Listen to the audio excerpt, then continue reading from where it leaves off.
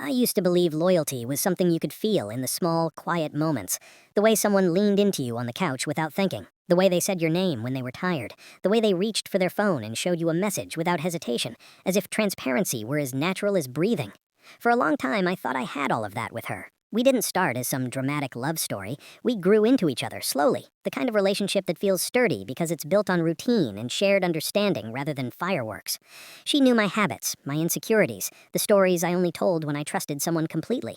I knew hers too, or at least I thought I did. She talked often about this other girl, framing it casually, almost dismissively, as if repetition could erase importance. "She's just a friend," she'd say, rolling her eyes like I was silly for even noticing how often her name came up. I wanted to be the kind of partner who trusted without suspicion, so I swallowed the faint unease and told myself closeness didn't always mean betrayal. Still, there were small things that didn't add up. The way her phone screen would tilt slightly away from me when messages came in, the sudden softness in her voice when she spoke that girl's name, the late-night just checking in texts that somehow always happened when I wasn't around. None of it was proof, just discomfort, and discomfort is easy to ignore when you're afraid of what certainty might cost you. The first real crack appeared on an ordinary night, the kind that should have been forgettable. We were sitting together after dinner, half watching something neither of us cared about, when she laughed at a message and didn't realize I'd noticed. It wasn't the laugh itself. It was different, lighter, almost intimate in a way that felt reserved for private jokes. When I asked what was funny, she hesitated for just a fraction of a second before saying, "Oh, nothing, just something stupid she sent me." The hesitation stayed with me longer than the answer. Later that night, while she showered, her phone buzzed again on the table. I didn't pick it up. I didn't need to. The screen lit up enough for me to see the sender's name and a heart emoji next to it. My chest tightened, not because of jealousy alone, but because of the realization that there were layers to her life I wasn't being allowed to see. I told myself I was overreacting, that people express affection differently, that friendship doesn't follow rigid rules, but deep down, something shifted. Trust doesn't usually shatter all at once. It thins out, stretched so tightly that even a whisper can tear it. Over the next few weeks, I noticed how her priorities subtly rearranged themselves. Plans with me became flexible, easily postponed if that other girl needed something. Conversations with me felt shorter, distracted, while messages to her seemed to command full attention. I began to feel like an afterthought in my own relationship, like someone who had already been replaced but hadn't yet received the courtesy of being told. The worst part wasn't the fear that she might be cheating. It was the growing sense that I was no longer her emotional home. When something good happened, she told her first. When something bad happened, she leaned on her. I was there, physically present, but emotionally sidelined. That realization hurt more than any explicit betrayal could have, because it suggested a choice had already been made without my knowledge. One evening, after she canceled yet another plan with a vague excuse, I finally said something. I didn't accuse, I couldn't. Instead, I told her how I felt, how distant she seemed, how invisible I had started to feel. She listened, nodding in all the right places, and reassured me with practiced ease. "You're overthinking," she said gently. "You're still my priority." I wanted to believe her so badly that I almost did, but her words don't work when they match reality, and hers didn't. Her words felt like something she had learned to say, not something she truly meant. When she hugged me afterwards, her arms felt lighter, less anchored, as if part of her was already somewhere else. The discovery itself didn't come in the form of a dramatic confrontation or an undeniable message. It came quietly, cruelly, through understanding. I realized one night, lying next to her while she slept, that if she had to choose who to wake up for in the middle of the night, who she would run to without hesitation, it wouldn't be me anymore. That truth settled in my chest like a weight I couldn't lift. It wasn't just about another girl, it was about what that connection represented. She wasn't exploring something new behind my back as much as she was replacing something old right in front of me. And I was letting it happen because I didn't want to admit that love, once unquestioned, had become conditional. By the time I acknowledged what was happening, the betrayal had already taken root. I questioned every memory, every reassurance, every moment I chose trust over instinct. I wondered when I stopped being her first choice, and whether I ever truly was. The painful truth wasn't that she might leave me, it was that in many ways she had already had. The days that followed were filled with a strange, suffocating tension, like living underwater but still trying to function normally. I went through the motions of our routine, work, dinners, occasional outings, but everything felt altered. Her presence, once comforting, now carried a subtle but persistent reminder that my position in her heart was no longer guaranteed. The more I watched her interact with that other girl online, the more I felt the slow, grinding ache of invisibility. Every laugh, every casual comment, every shared memory that wasn't mine to witness tore at the edges of my patience.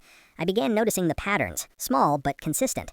Her phone would light up at odd hours with messages I wasn't meant to see, and when I glanced, I realized that the conversations carried a tone I hadn't heard in months, playful, intimate, tinged with the kind of private knowledge that only comes from spending countless hours with someone you trust implicitly. She would sometimes reply while sitting right next to me, and the way her eyes softened when reading those messages was different from the way she looked at me, a subtle shift that I couldn't ignore. I tried to rationalize it, telling myself it was harmless, that friends could be close, that intimacy doesn't automatically mean betrayal.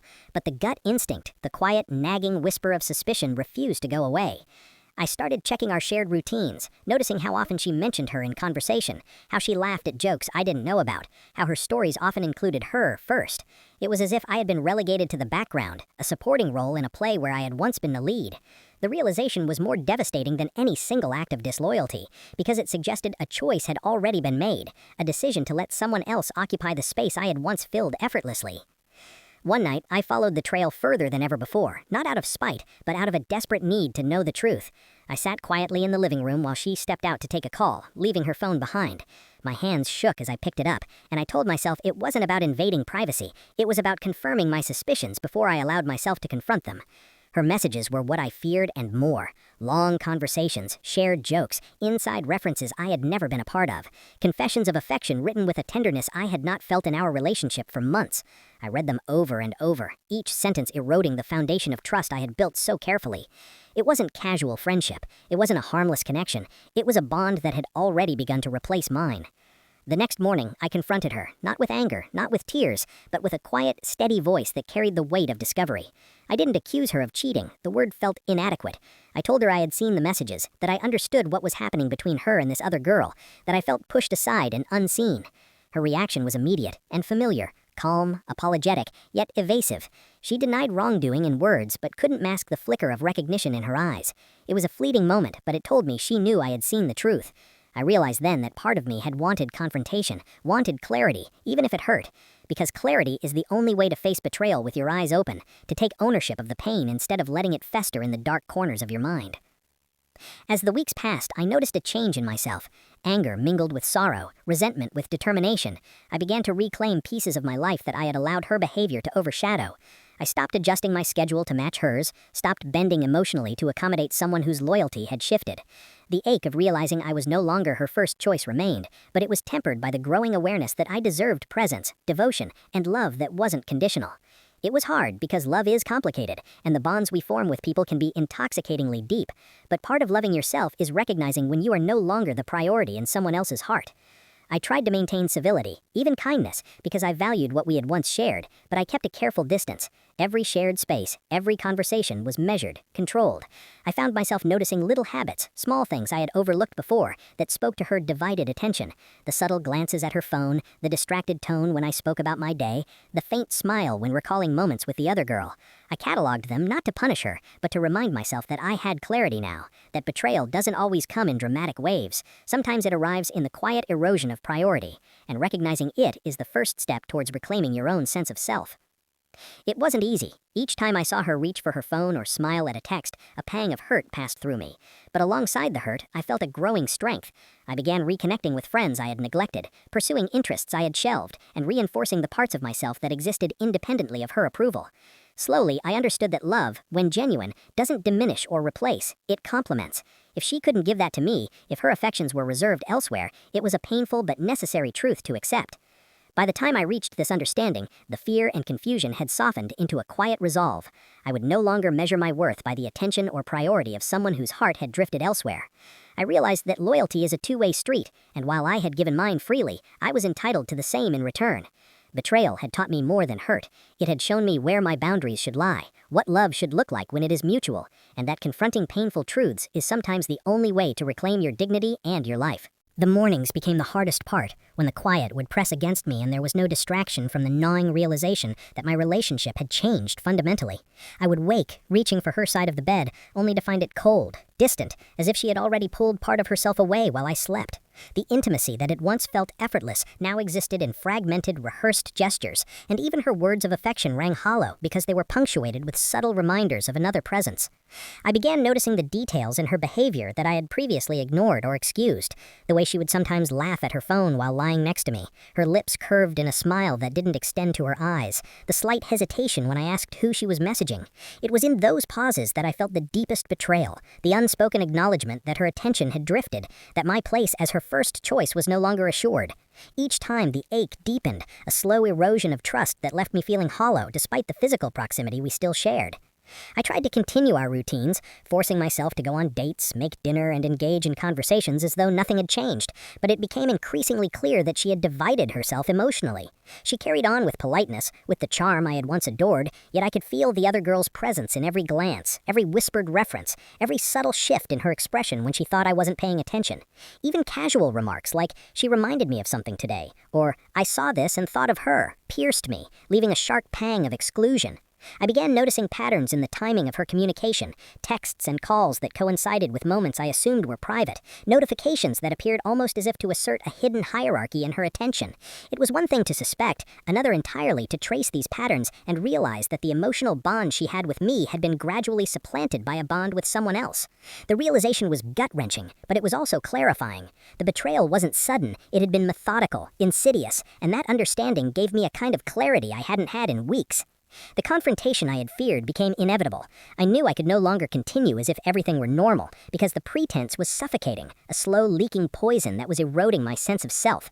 So I waited for a moment when we were alone, when the air was thick with the tension that had been growing silently between us, and I asked, quietly but firmly, about the nature of her relationship with this other girl. I avoided accusations, I avoided dramatics, because I wanted honesty above all else. Her reaction was subtle, almost imperceptible, a fleeting tightening of her lips, a blink too long, a slight hesitation in her gaze, but I recognized it immediately. She had been expecting this question eventually, and while she tried to answer casually, to reassure me with half-truths and vague explanations, I could feel the walls of deception crumbling. The loyalty I had assumed was unshakable was in fact conditional.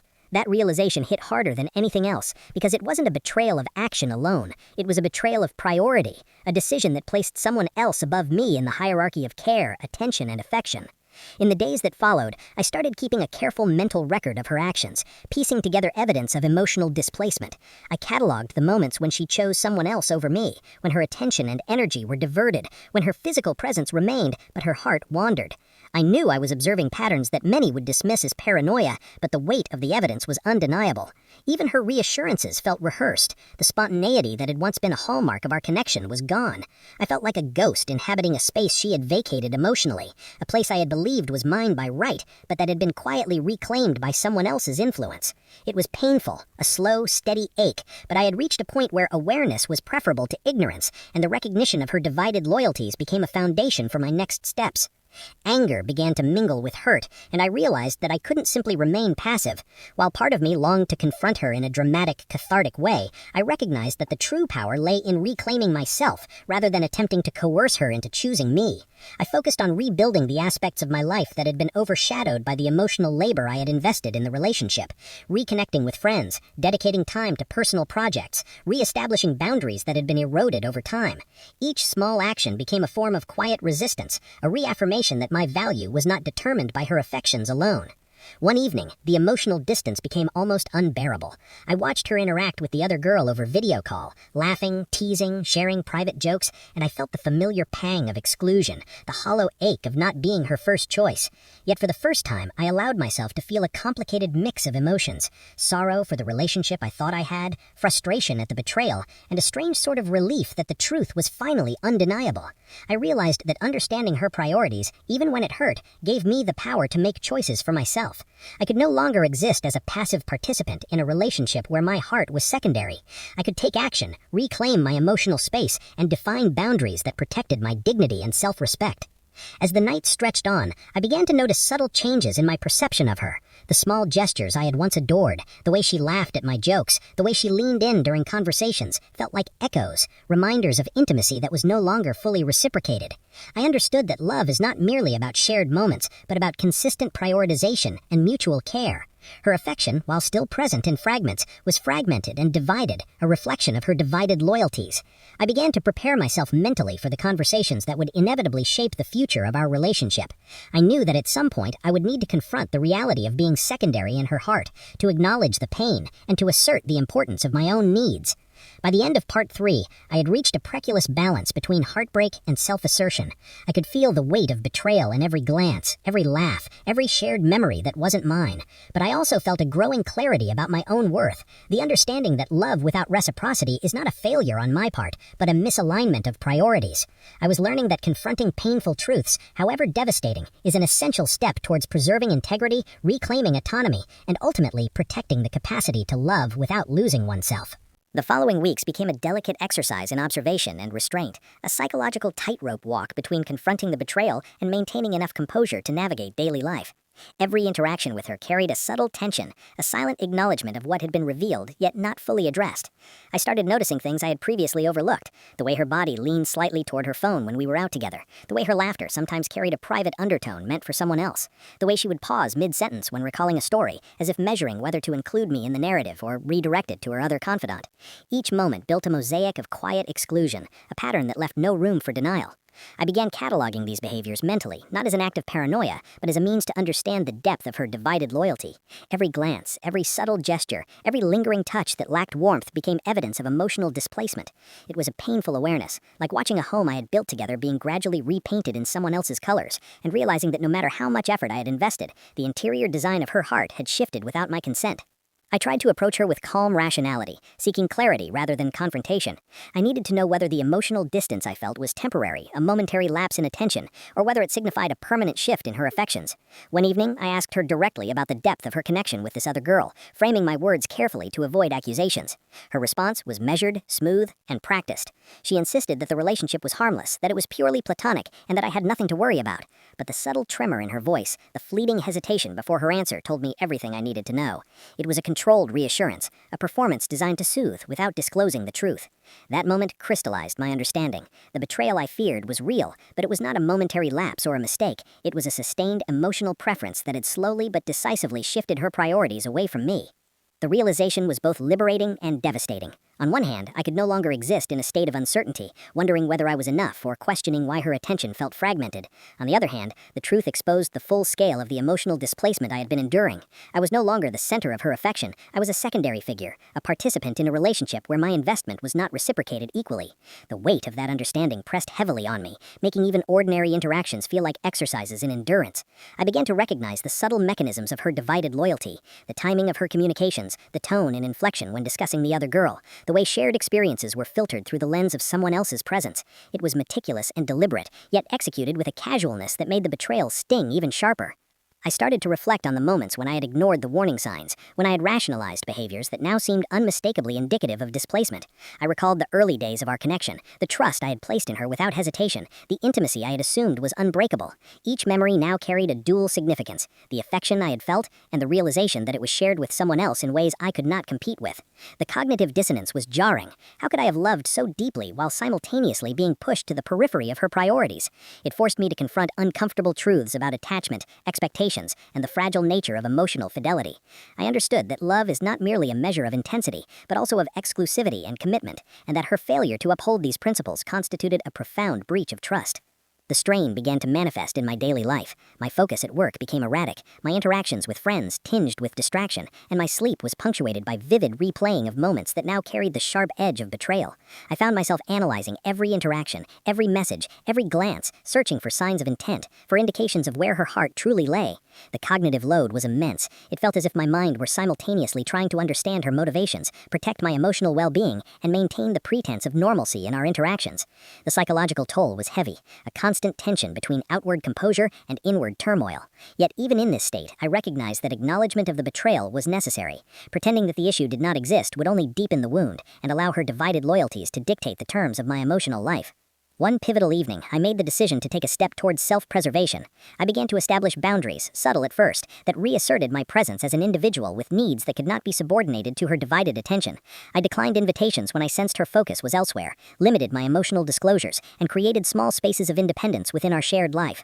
The initial moments of assertion were uncomfortable, met with slight confusion and at times resistance from her. Yet the act of reclaiming autonomy brought a sense of empowerment I had not anticipated. I realized that the betrayal I had endured could no longer dictate my sense of worth. My value was intrinsic, not contingent upon her acknowledgement or her choice. As the days stretched into weeks, the psychological landscape of our relationship shifted.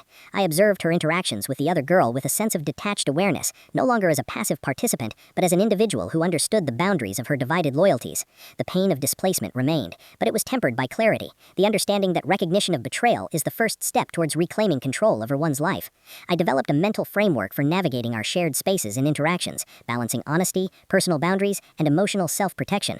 This framework allowed me to engage with her presence without surrendering my sense of self, transforming the experience from one of passive suffering to active navigation of a complex emotional terrain. The magnitude of the betrayal had crystallized in my consciousness. It was not a momentary lapse or a misunderstanding. It was a sustained pattern that had shifted the emotional equilibrium of our relationship. Yet within this painful clarity lay a newfound resilience, the recognition that while I could not control her loyalties, I could assert control over my own responses, my own emotional investments, and my own boundaries. The journey through betrayal, while harrowing, had illuminated the contours of my self-worth, the importance of prioritizing reciprocal affection, and the necessity of confronting painful truths in order to preserve personal integrity. The following days blurred together, each one marked by a strange combination of resignation and vigilance. I moved through the familiar spaces of our lives, our apartment, favorite cafes, shared routines, yet nothing felt the same.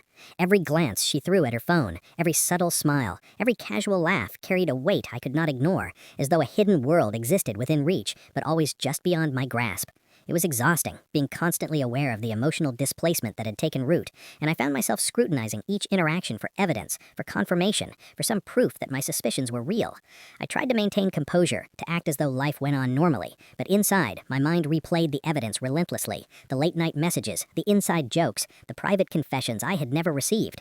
I realized that betrayal is not always violent or overt. Sometimes it is a quiet, persistent absence, a subtle shifting of priorities that leaves you questioning not only the other person, but also your own judgment, your own worth. She continued to insist that everything was innocent, that her affection for me remained unchanged, but the gestures that once spoke volumes now felt hollow. There were moments when I caught her staring at her phone with a soft smile, fingers hovering over the keyboard as if composing a message that required care and attention. And there it was again, the same feeling that had started to gnaw at my heart months ago, the unmistakable intimacy reserved for someone else, someone who had become, in her own mind, a more immediate recipient of her care and attention than I was. I couldn't deny it anymore, and part of me knew that even confronting her directly would not undo the emotional investment she had already made elsewhere. The betrayal was not a single act, it was a continuum, a slow reallocation of her heart, and I had been left on the periphery. One night, I decided to document everything I had observed, not as an act of vengeance, but as a means to regain clarity. I wrote down dates, times, the content of messages, the subtle cues I had noticed, the emotional shifts I had felt. Reading it back to myself, the pattern was undeniable. She had, over months, built a separate emotional world, one in which I existed, but was not central. The realization was devastating, yet strangely empowering. Knowledge, even painful knowledge, gave me the ability to make informed choices. I understood now that my love had not been misplaced, but that it had been unmatched, directed towards someone who had already begun to divide her heart in ways I could not reconcile with my needs. The next confrontation was inevitable. I chose a time when we were alone, the apartment quiet, the tension palpable. I did not raise my voice. I did not cry. I spoke slowly, deliberately, explaining that I had observed the patterns, that I understood the nature of her divided attention, that I felt displaced and unseen. Her initial reaction was defensive, the familiar soft smile and gentle tone that once soothed me, now feeling rehearsed and insufficient. She insisted that nothing had changed, that her feelings for me were as strong as ever, yet her eyes betrayed the truth. In that moment, I realized that words could no longer serve as evidence of loyalty. Actions, attention, and prioritization were the only measures left. The betrayal was not just emotional, it was existential. My role in her life had been diminished, redefined without consent, and no amount of reassurance could undo that reality. I spent the following days observing my own responses, examining how the knowledge of her divided loyalties had changed me. I noticed that I was less eager to please, less willing to suppress my needs for the sake of her comfort, less inclined to ignore the subtle injustices that had accumulated over months. The betrayal had forced me to reclaim agency, to recognize that my emotional well-being was not secondary to someone else's divided affections. I began to set boundaries, limiting the time I spent waiting for her attention, refusing to participate in activities that left me feeling sidelined, asserting my needs with a quiet firmness that had previously been absent. The act of reclaiming myself was not dramatic. It was slow, deliberate, and quietly defiant. Each boundary established, each expectation clarified, reinforced the notion that loyalty is not merely about presence, but about prioritization, attention, and consistent affirmation. Even as I worked to rebuild my sense of self, the emotional toll was undeniable. Sleep came in fragments, each hour punctuated by vivid recollections of moments when I had felt replaced, overlooked, or secondary. My appetite for normalcy fluctuated, as did my capacity to engage in routine tasks. Yet within the turbulence, there was also a growing sense of resilience. I realized that betrayal, while painful, also illuminates the boundaries of acceptable behavior, clarifies personal values, and forces a reckoning with what one truly deserves in a relationship. I understood that I could no longer measure my worth by someone who had consciously shifted their affection elsewhere. My value was intrinsic, independent of her choices. Over time, I began to notice subtle changes in her behavior, as if she sensed my growing independence and emotional fortification. The casual ease she once relied upon to maintain her divided attention began to falter. Small gestures, once designed to reassure me without substance, now felt awkward, hesitant, uncertain. I recognized these shifts not as a return of affection, but as evidence that her strategies to maintain control over the emotional space we shared were no longer effective. The power dynamic had shifted. While she had orchestrated her divided loyalties carefully, my acknowledgement and assertion of self-worth disrupted the equilibrium she had constructed, exposing the fragility of her manipulations. By the end of Part 5, I had begun to reclaim a sense of agency, recognizing that the betrayal was both a violation and a lesson. I understood that the emotional displacement I had endured was not a reflection of my inadequacy, but of her inability to prioritize loyalty and transparency. The knowledge, while painful, allowed me to navigate our relationship with clarity, to establish boundaries that protected my well-being, and to prepare for the eventual decisions that would determine whether the relationship could continue or whether it was time to release the bond that had become unequal and emotionally fraught. Through the pain, the observation, the confrontation, and the assertion of self-respect, I was learning that love without reciprocity is a lesson in understanding the limits of patience, the importance of boundaries, and the necessity of confronting painful truths in order to reclaim control over one's emotional life. The days following the confrontation were a delicate, almost unbearable balancing act. I moved through our shared life with heightened awareness, attuned to every subtle nuance in her behavior, every slight inflection in her voice, every glance that revealed the allegiance of her attention. It was as if I had become an anthropologist, studying someone I had once known completely, someone whose actions and priorities had been quietly reassigned. My awareness was both painful and protective. I no longer ignored the little things, the way she leaned toward her phone when I spoke, the absent-minded half-smile that accompanied her texts, the fleeting moments when she seemed to inhabit a different reality, one in which I was not the central figure. I cataloged them all, not for revenge, but for clarity. Betrayal, I realized, is rarely a single event. It is a series of moments, small and cumulative, that reveal the truth over time, and recognizing each fragment was the first step toward reclaiming my own agency. Even in moments of proximity, I felt her emotional withdrawal. When we shared a meal, her attention sometimes wandered to her phone or her thoughts elsewhere. When I recounted experiences or shared feelings, there was a subtle distance in her response, a polite attentiveness that lacked the warmth and immediacy I had once taken for granted. The betrayal was not dramatic, it was quiet, pervasive, and insidious. It existed in the tiny reallocations of time, in the subtleties of tone and body language, in the way her energy was siphoned elsewhere. And yet, amidst the hurt, there was a strange clarity. I began to understand the patterns of her divided loyalty, to see the full scope of her emotional investment elsewhere, and to recognize the boundaries I needed to draw to protect myself. The process was painstaking, a constant negotiation between awareness, restraint, and the instinct to reclaim dignity.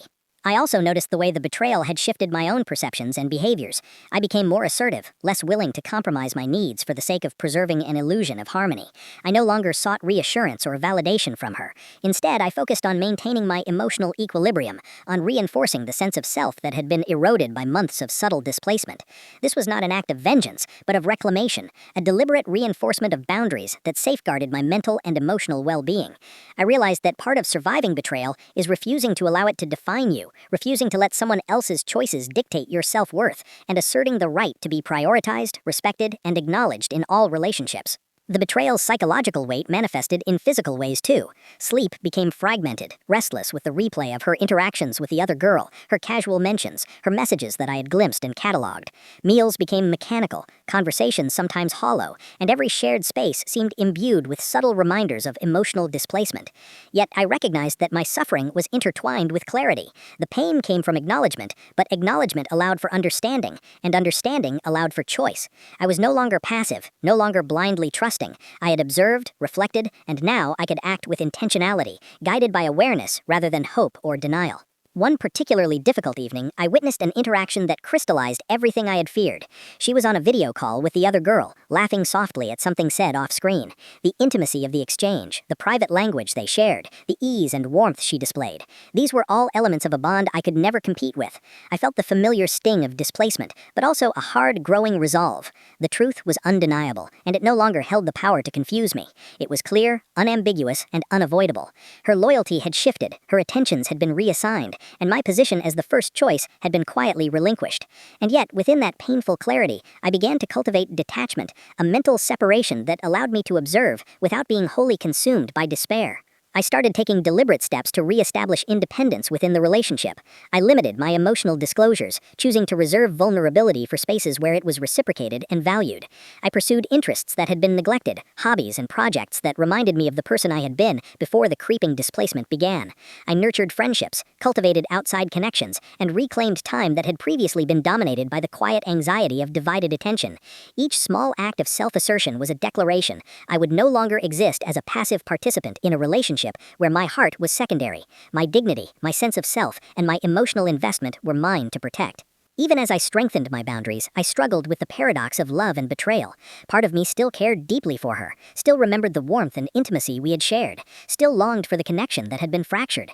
But I realized that love is not measured by endurance alone. It is measured by reciprocity, prioritization, and respect.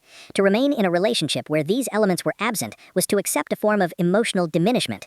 The betrayal had been a painful lesson, but it had also illuminated the limits of tolerance, the importance of self-respect, and the necessity of confronting painful truths rather than ignoring them. By the end of Part 6, I had reached a precarious equilibrium. The hurt of betrayal remained, but it was tempered by awareness, assertiveness, and a growing sense of self-possession. I could observe her divided loyalties without surrendering to despair. I could interact with her without losing myself. I could maintain dignity in the face of emotional displacement. The process was ongoing, the tension unresolved, but I had learned that clarity, painful though it may be, is preferable to ignorance, that boundaries are essential, and that reclaiming control over one's emotional life is both possible and necessary, even when betrayal has left deep and lasting scars. The days that followed were a turbulent mixture of quiet observation, self-reinforcement, and occasional bursts of emotional confrontation. I had reached a point where passive awareness was no longer sufficient. The betrayal had entrenched itself too deeply, and I could no longer navigate the relationship as if nothing had changed. I noticed her subtle cues everywhere. The way she laughed softly at a text while I was speaking, the slight hesitation when I mentioned plans that didn't involve her, the gentle tilt of her head when recalling shared memories that somehow included the other girl. Each detail was a reminder of how much her loyalty had shifted, and yet it also reinforced a clarity I hadn't had before. Her divided attention was a reflection of choice, not circumstance. She had chosen another emotional bond, and my role in her life had been recalibrated without my consent. That knowledge, bitter and unrelenting, became the framework through which I measured my interactions, my emotions, and my decisions. I began keeping deliberate boundaries, conscious of the way her divided loyalties affected my mental and emotional state.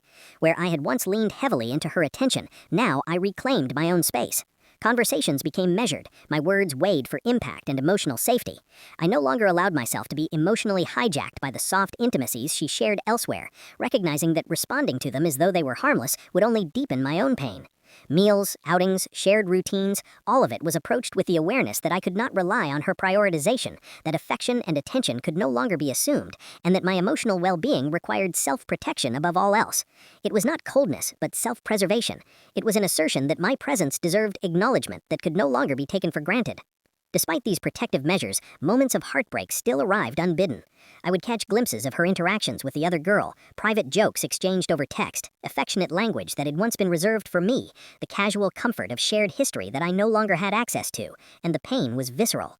It wasn't just jealousy, it was the acute awareness that the emotional intimacy I had once believed was exclusive had been transferred, reallocated, and prioritized elsewhere.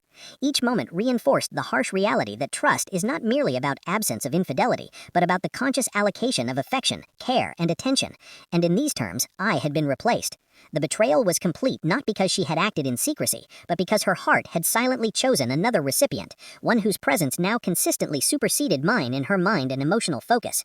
One evening, after a particularly long day of quiet observation, I confronted her again, not with accusation, but with measured honesty.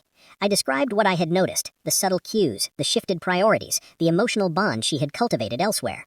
I asked her to acknowledge the reality that I had already accepted in my own mind. Her initial reaction was defensiveness, her words smooth, her tone reassuring yet hollow. She insisted that she still cared for me, that nothing had fundamentally changed, and yet her eyes betrayed the truth. There was a fleeting recognition, a micro-expression of awareness that I had observed before but never acted upon. I realized then that honesty, in this context, was as much for me as for her. It allowed me to externalize the pain, to articulate the boundaries I had begun to establish, and to ensure that the next steps I took were guided by clarity rather than confusion or hope. In the days that followed, I felt a subtle shift in her behavior. Where once she had been confident in her ability to divide her loyalties without consequence, now there was hesitation. The casual ease with which she had maintained a parallel emotional connection faltered slightly, a testament to the fact that my acknowledgement and assertion of self-respect had disrupted the delicate equilibrium she had constructed. It was not vindication, it was simply the natural response of someone whose influence over my emotional state was no longer absolute. I observed this with a quiet satisfaction, understanding that the power dynamic had shifted. My position as someone who would silently endure emotional displacement was over. During this period, I also turned inward, reflecting on the complexity of betrayal, attachment, and self-worth. I recognized that love is not merely the endurance of another's whims, but a mutual exchange of prioritization, care, and transparency. Her choice to emotionally invest elsewhere revealed not my inadequacy, but the mismatch of priorities between us. I began to explore what reciprocity meant to me, what boundaries were non-negotiable, and what actions constituted respect in a relationship. The process was grueling, emotional, and necessary. I realized that survival in the aftermath of betrayal is not about revenge or punishment. It is about reclaiming agency, setting clear limits, and understanding one's own value independent of another's choices. By the end of Part 7, I had achieved a precarious balance between continued attachment and self-preservation. I could interact with her, navigate shared spaces, and participate in routine activities without surrendering my dignity or ignoring the reality of her divided loyalties. The betrayal remained a source of pain, but it was tempered by clarity, understanding, and the deliberate cultivation of autonomy. I recognized that while the relationship was fundamentally altered, my response to it was still within my control. I had learned that confronting betrayal is less about changing the other person and more about reclaiming your own emotional sovereignty, understanding your worth, and refusing to be diminished by someone else's choices. The passage of time only magnified the reality I had already come to accept. The emotional landscape of our relationship had shifted irreversibly, and while she still existed physically beside me, her heart had quietly migrated elsewhere. Every glance at her phone, every casual laugh, every subtle pause in conversation was a reminder that the intimacy I had once believed was ours alone was now shared, partitioned, and prioritized for someone else. The betrayal, once abstract and whispered in suspicion, had become tangible, etched into the texture of our shared life, inescapable and undeniable. I began to experience a strange mixture of grief and clarity, an awareness that the person I had loved with my whole heart had consciously chosen to divide that same heart between me and another. The pain was sharp, almost visceral, yet the clarity brought with it an unexpected power. Knowledge allowed me to act with intention rather than react blindly to a hurt I could neither ignore nor erase. I reinforced the boundaries I had begun establishing, turning away from the patterns that had once left me vulnerable. When she reached for her phone mid-conversation, I did not interrupt. I simply retreated inward, observing without surrendering my emotional energy. When she recounted memories that included the other girl, I listened without comment, accepting that my feelings were not the only ones shaping her world. Each instance of restraint was a quiet declaration. My heart was mine to protect, and I would no longer allow her divided affections to dictate the terms of my self-worth. I immersed myself in the life I had neglected in service of her, cultivating interests, friendships, and routines that reminded me of who I was independent of her presence. Slowly, a sense of self-possession returned, a recognition that while betrayal is painful, it can also serve as a catalyst for reclaiming autonomy and personal dignity. Yet detachment did not equate to the absence of emotion. The ache of exclusion persisted, surfacing in unexpected moments, when I walked past her laughing at a message, when a shared joke referenced someone else, when her warmth, once reserved for me, was allocated elsewhere. These instances were reminders that the betrayal was not a fleeting lapse, but a sustained pattern, a redirection of emotional investment that could not be undone by apologies, assurances, or rationalizations. Each moment reinforced the fundamental truth: love, when fractured by divided loyalties, becomes a measure of choices, not promises. I began to recognize that while affection can coexist with betrayal, the consistent prioritization of another renders the first recipient secondary, and no amount of hope or persistence can restore what has been quietly displaced.